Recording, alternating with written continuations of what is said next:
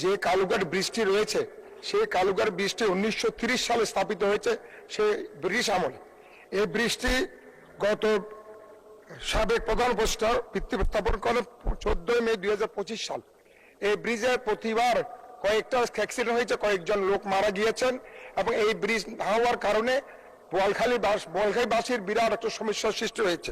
সুতরাং এই ব্রিজটি অতি সত্বর চালু করা অত্যন্ত জরুরি, এবং জনগণ যে ওই পাড়ের লোকজন, বিশেষ করে কর্ণফুলী নদীর ওই পাড়ের লোকজন এই ব্রিজ না হওয়ার কারণে তারা বিরাট সমস্যার সম্মুখীন হচ্ছেন। সুতরাং আমি আশা করব বিশেষ করে দক্ষিণাঞ্চলের মানুষ এই বৃষ্টি হলে উপকৃত হবে।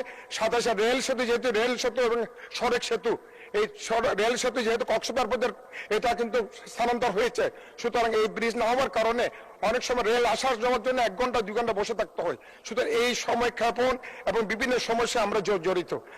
আমি মনে করি অতি সত্বর মাননীয় রেলমন্ত্রী এটার ব্যাপারে পদক্ষেপ নেবেন, যেহেতু অলরেডি কোরিয়ার এটা কিন্তু টাকা এটার টাকা যোগান দিচ্ছেন, এবং এখনো পর্যন্ত কিন্তু গত 2 বছর হয়ে যাচ্ছে এই ব্রিজটা এখন কাজ শুরু হচ্ছে না।